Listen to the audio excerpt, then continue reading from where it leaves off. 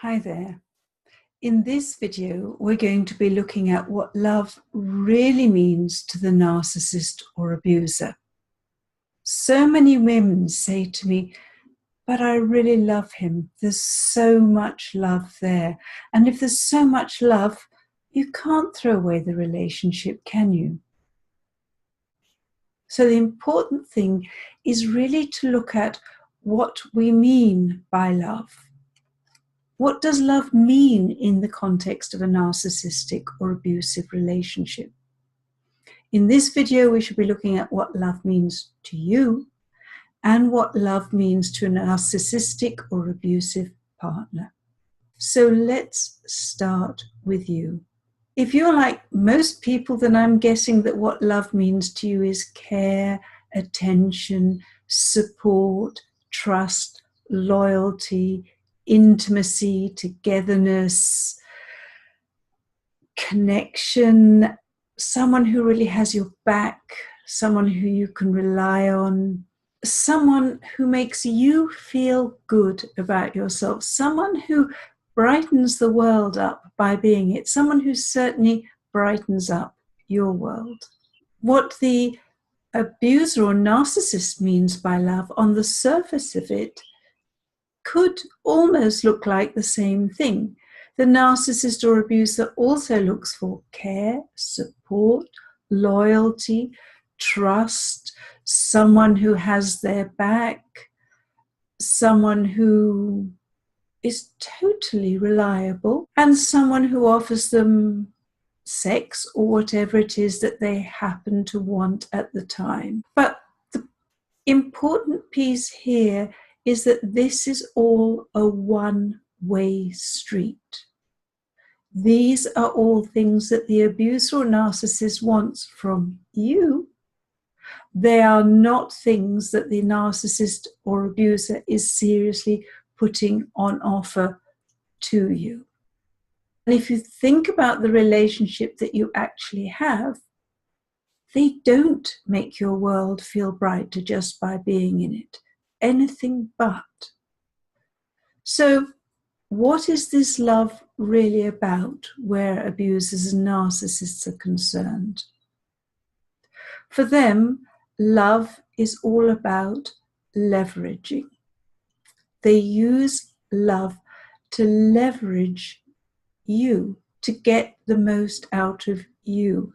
They are looking for someone to meet their needs, to provide their creature comforts, to give them a safe haven when they want it, to do for them all the bits of life that they can't be bothered to do for themselves, like routinely parenting, being a grown-up. They rely on someone else to do that, and the way they leverage your service is by using the word love. Love is also the tool that they use at the beginning of the relationship in order to get your buy-in. They will love bomb you and tell you how wonderful you are at the beginning of a relationship, and the longer the relationship goes on, the less that happens. Why? Because that is a price they no longer need to pay. They have got you hooked in. So the only time that you will start to hear the love word all over again is when you are intent on leaving.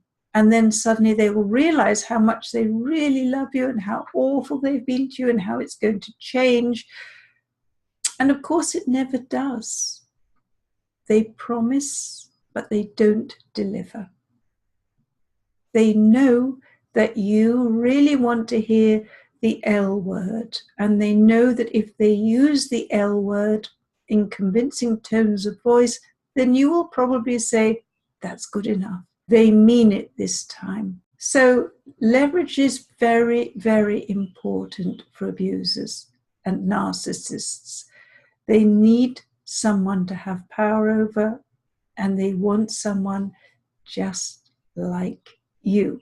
So if you're trying to think of what the relationship means to them, I would suggest you throw away your own definitions, your own values, and think instead in terms of chocolate. Someone who likes chocolate likes chocolate. Most people like chocolate. But you couldn't really say that we have a relationship with a bar of chocolate. We may have a preferred brand. We get a good feeling out of eating it. It definitely gives us something, or we wouldn't do it. However, it's not a two-way relationship. We don't cherish chocolate. We don't feel that we have to treat chocolate with care and consideration. We don't make it a really important being in our lives. We don't value it as much as we value ourselves. And that's the way it is with narcissists and abusers and relationships. It's just like chocolate. They want it there to consume it when they want it. If their preferred brand disappears from the market, chances are they'll find another one. So unless you want to be consumed like chocolate by an abusive or narcissistic partner, then you really have no choice but to leave the relationship. And the important thing to remember is this, that your internal dialogue runs along the lines of, yes, but I'll never find anyone as wonderful as that person again. Who else is going to love me? If that person couldn't, who else could possibly love me? And that's a big mistake. That person couldn't possibly love you because that person specializes in being unloving, being controlling and hurtful. When you leave your narcissistic or abusive partner, it may seem like a tremendous step into the void. It may seem the most frightening, impossible thing you'll ever do, but it opens the way to a much better life. There are people out there who will be happy to love you as you want to be loved. You can find the love that you give, and you can find someone who will give that love to you. So that's all for this video. If you liked it and you found it useful, please like and share on social media, and there will be another one along soon. Bye for now.